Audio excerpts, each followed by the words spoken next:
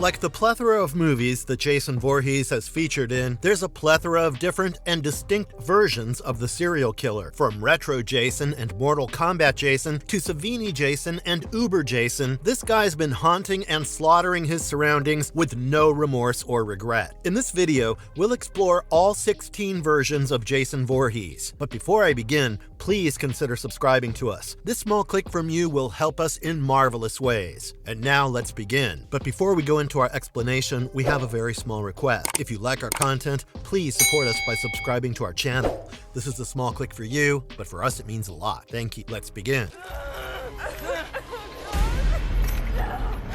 Hunter Jason Reboot. In the reboot, Derek Mears' Jason is a methodical survivalist and hunter rather than a mindless killer. Jason is fast, angry, and sets traps for his victims, yet he shows a sensitive side driven by his mother's death. The first 15 minutes feature some of the scariest moments, with genuinely disturbing kills that have earned fans hope for Derek Mears reprising the role. As a young boy, Jason faced relentless bullying and was ignored by counselors due to his disfigured appearance. Only his mother showed him any sympathy. After his supposed drowning and witnessing his mother Pamela's massacre and death, Jason grew into a deeply disturbed and territorial individual. He isolates himself, killing anyone who trespasses on his turf without empathy, except for his mother. Jason is highly intelligent and skilled at outsmarting his victims. He's a resourceful hunter and lives alone in the woods with survivalist instincts. Despite his disfigurements, Jason is not foolish and possesses immense strength. His short temper leads him to lash out violently when irritated,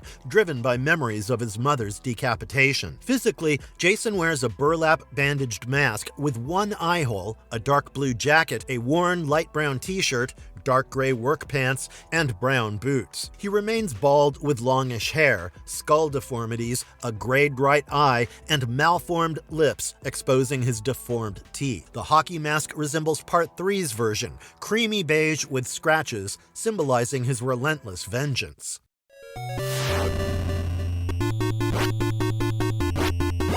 Retro Jason. Retro Jason is a unique video game variation of Jason Voorhees, and yeah, he's pretty distinct from any film version of the serial killer. This Jason is modeled after his appearance in the 1989 Friday the 13th NES game by LJN. His costume replaces the usual music with a chiptune-style track, adding a nostalgic touch to his presence. Retro Jason closely resembles Part 3 Jason, but has recolored skin. His mask, hands, and boots are aqua, while his head, neck, shirt, pants, and mask straps are purple. In the 1989 game, Jason wields an axe and a machete, both with dark orange handles and bright white blades. His preferred weapon remains the same felling axe used by Part 3 Jason in the game. Retro Jason's chase theme is Return to Camp Blood, composed by Mitch Murder. This replaces Part 3's original chase theme with an 8-bit sound, enhancing the retro feel. As Retro Jason is a recolored version of Part 3 Jason, he shares identical strengths and weaknesses, maintaining the same formidable presence in the game. Retro Jason is the first and only Jason variant modeled after his appearance in a video game. Although previews showed his axe recolored to match the NES version, the in-game axe remains the same as Part 3 Jason's. Additionally,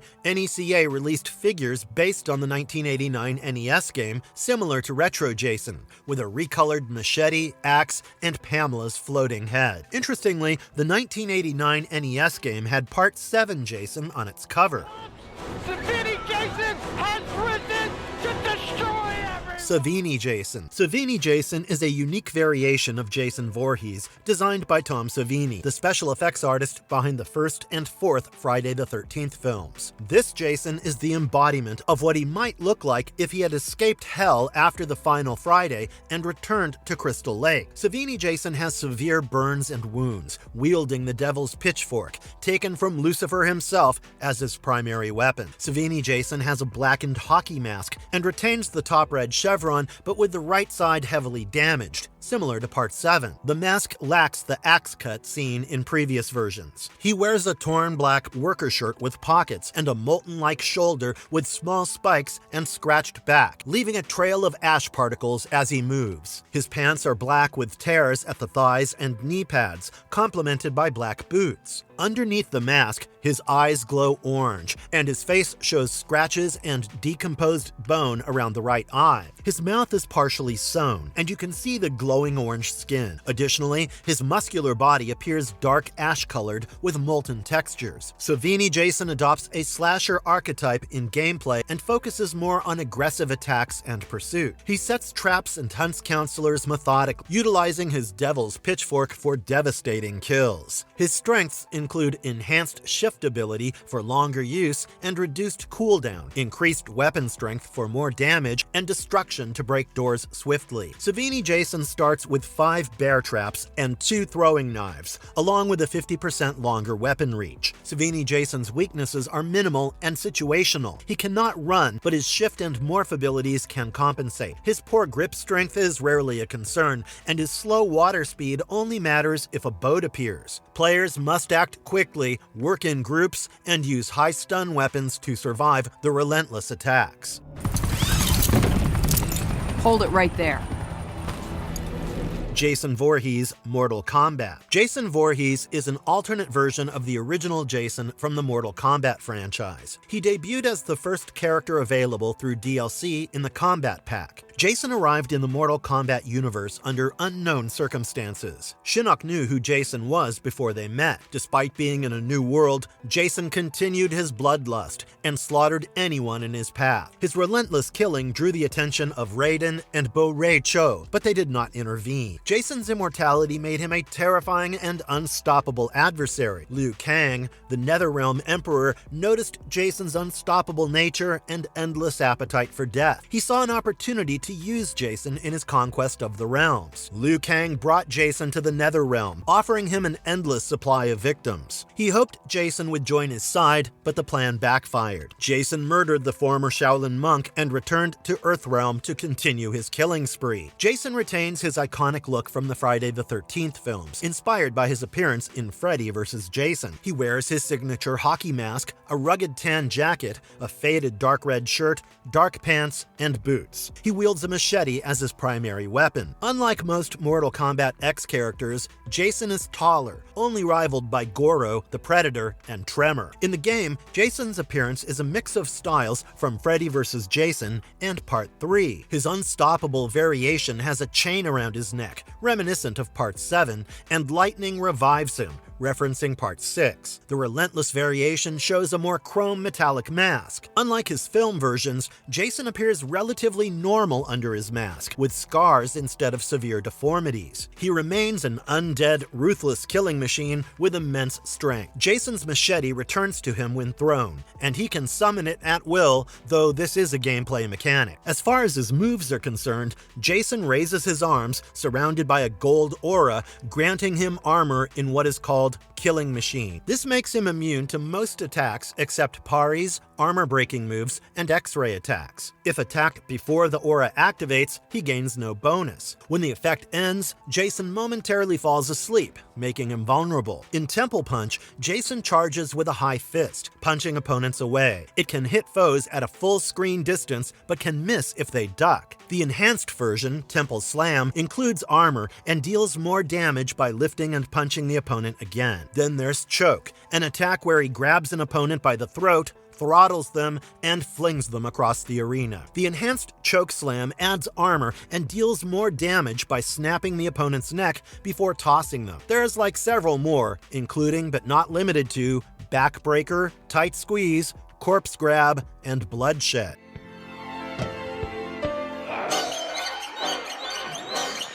Kid Jason, Friday the 13th, 1980. Jason Voorhees was born on June 13, 1946 in Crystal Lake to Elias and Pamela Voorhees. However, some sources cite 1944 due to a backstory created by Pamela's actress. Jason suffered from severe facial deformities, hydrocephalus, an abnormally large head, and mental disability. Pamela raised him alone and isolated him from the community, not because she was a bad mother, well, not yet anyway, but because she was overprotective of her weak son. She kept him home and prevented him from attending school, which also led to his limited education. Jason never questioned his mother and obeyed her completely. The kid understood that his survival depended on her guidance. This extreme obedience persisted even after her death, with Jason imagining her voice from beyond the grave. In 1957, Pamela took Jason to Camp Crystal Lake, where she worked as a cook for the Christies. With no relatives to care for Jason and unable to afford a nanny, she brought him to the camp. Jason spent most of his time alone, leading other campers to bully him. During a bullying incident, Jason tried to escape but was caught and thrown into the lake, where he supposedly drowned. His last words were a plea for his mother and help. The counselors, distracted by their own activities, failed to prevent his drowning. The Christies closed the camp, but the police found no body. Authorities deemed Jason's death accidental, and no charges were filed. In 1958, Pamela, overwhelmed by grief, murdered counselors Barry Jackson and Claudette Hayes, as she blamed them for Jason's death. Autopsies confirmed homicide, but Pamela was never suspected. The camp was closed again. When the Christies attempted to reopen the camp in 1962, arsenic was found in the water reserves, canceling the summer season. Throughout the 1960s and 1970s, unexplained fires plagued the property. It was suspected that Pamela sabotaged the camp to prevent other children from suffering like Jason. Locals nicknamed the abandoned camp Camp Blood, as they believed it was cursed. Jason survived the drowning attempt and reached land. Unable to seek help, he waited for his mother. He either built or occupied an abandoned shanty in the wood. Pamela never found him, and they never reunited until her death. Jason likely believed his mother was dead and lived alone, surviving by eating plants, hunting small animals, and scavenging food. He used the abandoned camp for supplies and occasionally ventured into civilization for necessities, and barely managed to live independently despite his crude methods. In 1978, Stephen Christie tried to reopen Camp Crystal Lake. He marketed the camp to inner-city families. Pamela, enraged by Stephen's efforts, killed him and most of his employees. Only Alice Hardy survived, decapitating Pamela with a machete after a struggle. Alice fled in a canoe but was pulled into the lake by a revenant Jason. Rescued and hospitalized, Alice reported no sign of Jason, but she insisted he was still out there. Witnessing his mother's murder, Jason took her remains and a machete and made a shrine out of them. 2 months later, he left the woods to seek revenge on his mother's killer, setting the stage for his mass killing spree.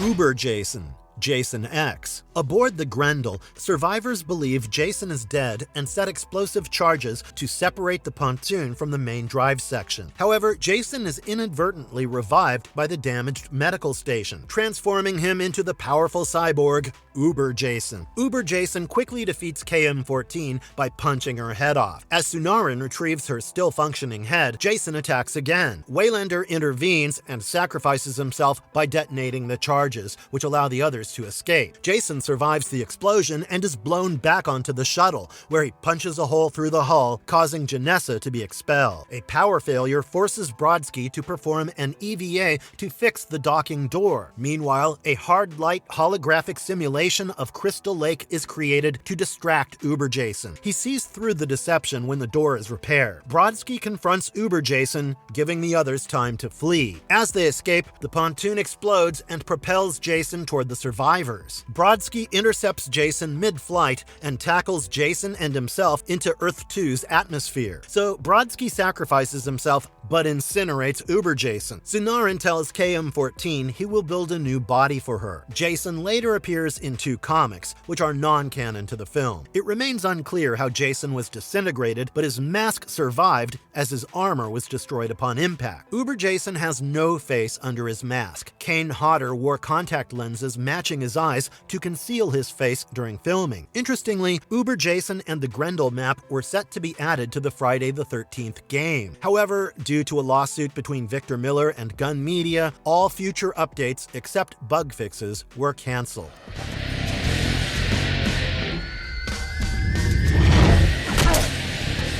Crossover Jason. Freddy vs. Jason. After 4 years in hell, Freddy Krueger discovers that Springwood has forgotten him, weakening his power. He finds Jason Voorhees and disguises himself as Pamela Voorhees to revive Jason. Freddy tells Jason to kill people on Elm Street to spread fear, which makes sure that Freddy returns. Jason targets Laurie Campbell's house, where Laurie, Kia, Gib, Blake, and Trey live. He kills Trey, leading the police to believe Freddy committed the murder. At the station, Laurie falls asleep and encounters Freddy, who cannot yet kill her. Freddy tries to kill Blake in his dream, but fails. Blake wakes up to find his father decapitated and is then killed by Jason. All children who contacted Freddy are placed in Weston Hills and given Hypnosil to prevent dreaming. Mark Davis and Will Rollins are among them. Will saw Freddy kill Laurie's mother, mistaking Freddy for her father. Will escapes Weston Hills to check on Laurie. Mark steals asylum keys and they flee. The next morning, police claim Blake committed suicide, which Kia doubts. Laurie shares her nightmares with Kia and Gib. Mark reveals Freddy's existence. At a party, Gib is attacked by Freddy, but saved by Jason, who then kills Gib and others. Survivors Laurie, Will, Kia, Linderman, and Freeberg escape. Will tells Laurie that Springwood hid Freddy's existence. At Mark's house, Freddy kills Mark, writing Freddy's back on his back. Deputy Stubbs explains Jason's history to the survivors. Laurie meets Freddy in her dream and pulls Freddy's ear into reality. They realize 2 killers exist and plan to eliminate Freddy. Freddy drains Hypnosil from Weston Hills. Jason attacks them, killing Stubbs. Freddy, disguised as Freeberg, injures Jason, but Jason cuts Freeberg and passes out. In the dream world, Jason discovers that water weakens him and that he must fight Freddy. Laurie, Will, Kia, and Linderman bring Jason to Camp Crystal Lake. Freddy reveals he killed Laurie's mother. A battle erupts at the camp. Laurie sprays gasoline, burning Freddy's minions. Jason impales Freddy, but Freddy's head survives. As Laurie and Will leave, Jason emerges from the lake with Freddy's head, hinting at Freddy's return as the story concludes.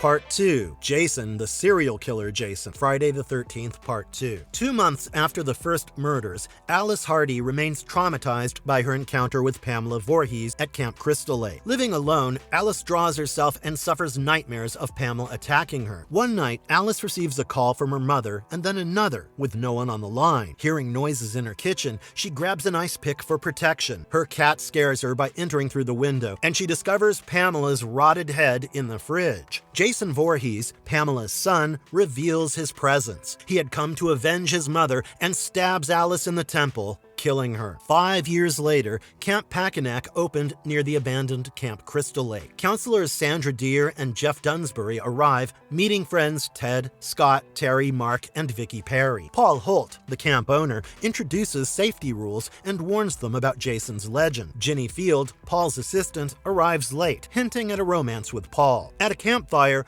Paul recounts Jason's tragic past and Pamela's revenge. Ted, wearing a monster mask, scares the group, but Paul assures them Jason is dead. Later, Jason kills Ralph, the town's crazy man, marking the start of his rampage. Jeff and Sandra sneak to Camp Crystal Lake, but are caught by an officer, who Jason then murders. That night, counselors attend a party at the casino bar while others stay at camp. Jason kills Terry and Scott in the woods. Mark, in his wheelchair, is brutally murdered by Jason. In the main lodge, Jason impales Jeff and Sandra with a spear. Vicky is killed next. Ginny survives Jason's attacks by hiding and using a chainsaw to wound him. She discovers Jason's shrine in his shack and tricks him by mimicking Pamela, momentarily stopping him. Paul and Ginny fight Jason, bearing his machete and seemingly killing him. However, Jason breaks free, brutally attacking Ginny and dragging her outside. The film ends with Jason's horrifying face and Pamela Voorhees' decapitated head.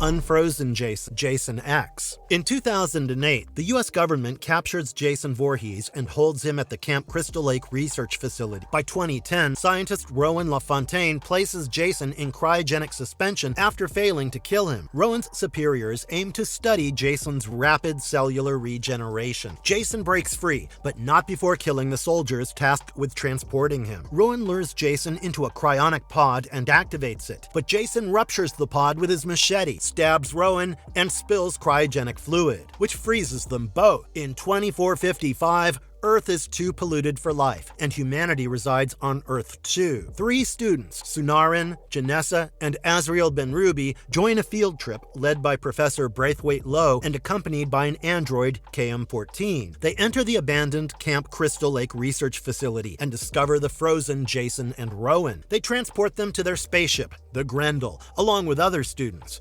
Kinsa, Waylander, and Stony. Rowan is reanimated, but Jason is deemed dead and left in the morgue. Intern Adrienne Hart is ordered to dissect Jason, but is killed when Jason reanimates, smashing her head with liquid nitrogen. Jason kills Stony, the pilot, and soldiers led by Sergeant Brodsky. The ship crashes through a space station, damaging the pontoon. Jason reclaims his machete and decapitates Lowe. Survivors flee to the shuttle while Sunarin takes KM-14 elsewhere. Jason intercepts the shuttle, causing a crash. Sergeant Brodsky attacks Jason but fails. Sunarin, with an upgraded KM-14, fights Jason, seemingly killing him by blasting his limbs and head. The survivors send a distress call and set explosive charges to separate the pontoon. The damaged medical station revives Jason as a powerful cyborg. He defeats KM-14 by punching her head off and attacks the survivors. But I've spoken about this already in a previous entry, so let's move on to the next one.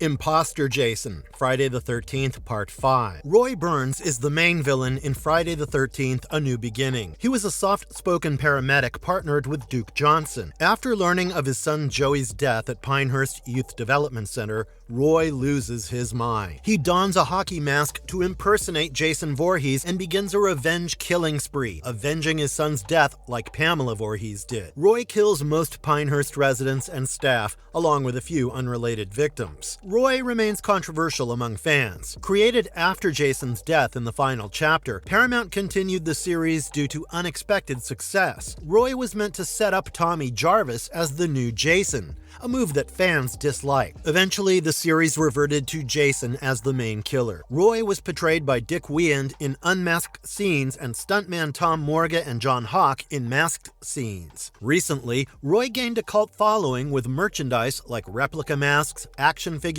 and pop vinyl. He appears as a playable killer in Friday the 13th, The Game. Roy is the only antagonist in the series who is not a Voorhees. In the game, he's listed as Part 5 Jason, despite not being Jason. His attire differs from Jason's traditional look. Roy wears a boiler suit similar to Michael Myers, while Jason wears a button-down shirt and khaki pants. Roy's suit appears navy blue due to lighting, though it was originally spruce green. His mask has this burnt umber and sienna tones on an ivory base. Before Jason's return in Part 6, Roy killed more people than Jason or any slasher in a single movie. Classic Jason, Friday the 13th, Part 3. After the second film, a badly injured and unmasked Jason Voorhees visits a lakefront store for new clothes. He murders the store owners, Edna and Harold. Meanwhile, Chris and her friends plan a summer trip to Higgins Haven at Crystal Lake. The group includes Debbie, Andy, Shelley, Vera, Chuck, and Chili. They meet Chris's boyfriend, Rick, and encounter Abel, who warns them to turn back. At a convenience store, Shelley and Vera clash with bikers Ollie, Fox, and Loco. Shelley impresses Vera by knocking down their motorcycles. The bikers retaliate by sabotaging the camp's van and attempting to burn down the barn. Jason, hiding in the barn, kills Fox and Loco with a pitchfork and beats Ollie unconscious. That night, Chris and Rick venture into the woods. Chris reveals a past attack by a deformed man, prompting her return to confront her fears. Back at camp, Shelley scares Vera with a hockey mask. Jason dons Shelley's mask and brutally kills Vera with a spear gun. He attacks the others, murdering Andy, Debbie, Chuck, and Chili with his machete and other weapons. As Rick's car fails, he and Chris return to a chaotic house. house. Jason crushes Rick's skull and attacks Chris. She escapes to her van, but runs out of gas, hiding in the barn. Chris strikes Jason with a shovel and an axe, finally defeating him. Exhausted, she pushes a canoe into the lake and falls asleep. In her nightmare, an unmasked Jason chases her before Pamela Voorhees emerges from the lake. The next morning, police escort a traumatized Chris away, while Jason's body remains in the barn, seemingly at peace. Spirit and Demonic Jasons. Friday the 13th, Part 9. In Jason Goes to Hell, Jason Voorhees returns with a terrifying new form. After his apparent death in Manhattan, Jason stalks an undercover FBI agent. She traps him, and SWAT teams kill him with a grenade launcher. His remains go to a morgue, where the coroner eats his beating heart, allowing Jason's soul to possess him. Jason, now in the coroner's body, escapes, killing another coroner and 2 FBI guards. Jason targets 3 teenagers at Crystal Lake, brutally murdering. When 2 police officers investigate, Jason kills one and possesses the other. Bounty hunter Creighton discovers that only Jason's bloodline can permanently kill him. The living relatives are his half-sister Diana Kimball, her daughter Jessica, and Stephanie, Jessica's young daughter with Stephen Freeman. Jason attempts to possess Diana, but Stephen stops him. Diana is killed, and Jason escapes. Stephen meets Duke in prison, who reveals Jason's connection to Jessica. Determined to save her, Stephen escapes and heads to the Voorhees house to find evidence. Jessica's boyfriend, Robert Campbell, is revealed to be collaborating with Jason for higher ratings. Jason transfers his heart to Campbell, possessing him and attempting to control Jessica. Stephen and Jessica learn that Duke has Stephanie and that only a magic dagger can kill Jason permanently. At the Voorhees house, Jessica is given the dagger. Jason, now possessing Officer Randy, tries to be reborn through Stephanie. Stephen arrives and kills Jason with a machete. Jason's heart becomes a demon, possessing Diana and rebirthing Jason in his original body. In the final battle, Stephen and Jessica fight Jason. Jessica retrieves the dagger and stabs him, releasing the souls he's killed. The demons drag Jason into hell. As Freddy Krueger laughs, his bladed hand pulls Jason's mask into the abyss, ending his reign of terror.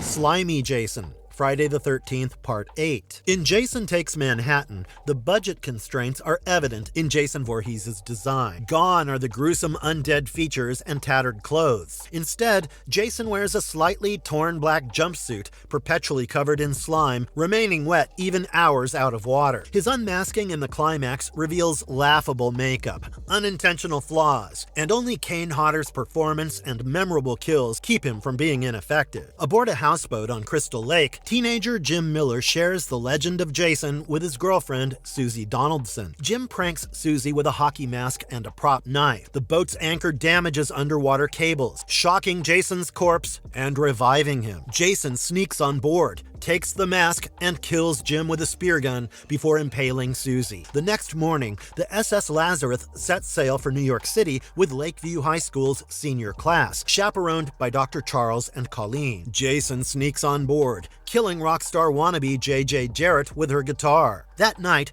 Jason kills a young boxer in the sauna. Rennie discovers prom queen Tamara Mason and Ava Watanabe doing drugs. Tamara pushes Rennie overboard, nearly drowning her before Colleen and Sean rescue her. Jason brutally kills Tamara with a broken mirror shard. Throughout the cruise, Rennie sees visions of a young Jason. Jason murders Captain Robertson, his first mate, and several students, including Miles Wolfe and Wayne Weber. As the ship sinks, McCulloch, Van Dusen, Rennie, and Sean escape on a life raft with Rennie's dog Toby and Julius still alive. In New York City, Jason stalks them through the streets. Rennie is kidnapped by drug addicts but escapes when Jason kills the punks. Julius fights Jason on a rooftop but is decapitated. Rennie crashes a police car, causing Van Dusen to be incinerated in an explosion. It's revealed that McCulloch pushed Rennie into the lake as a child, causing her fear of water. Jason drowns McCulloch in toxic waste. Chasing Rennie and Sean into the subway, Sean incapacitates Jason by pushing him onto the third rail. Jason revives, pursuing them through Times Square to a diner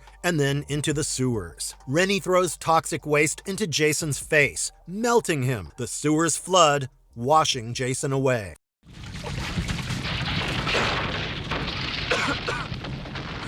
drowned Jason, Friday the 13th Part 7. In Friday the 13th Part 7, The New Blood, Kane Hodder makes his only multiple portrayal of Jason Voorhees, delivering a memorable and fierce performance. This Jason has his exposed spine, skeletal unmasked face, heavily damaged outfit, and relentless body movements, making him unforgettable despite budget constraints. The story begins with young Tina Shepard escaping her abusive, alcoholic father. She heads out onto Crystal Lake, where her dormant telekinetic abilities activate, causing her father to fall into the lake and drown. Years later, teenage Tina still grapples with guilt over her father's death. Her mother, Amanda, takes her to Crystal Lake for treatment with psychiatrist Dr. Cruz, who secretly aims to exploit Tina's psychic power. During a thunderstorm, Tina's wish for her father's return inadvertently resurrects Jason Voorhees, who emerges from Crystal Lake to continue his killing spree. Jason stalks a group of teens celebrating a birthday party nearby. He brutally murders Michael and Jane, then kills other campers and neighbors one by one. Tina, determined to confront her fears, teams up with Nick, Michael's cousin, to survive Jason's attacks. As Jason hunts them, he kills Russell with an axe, drowns Sandra,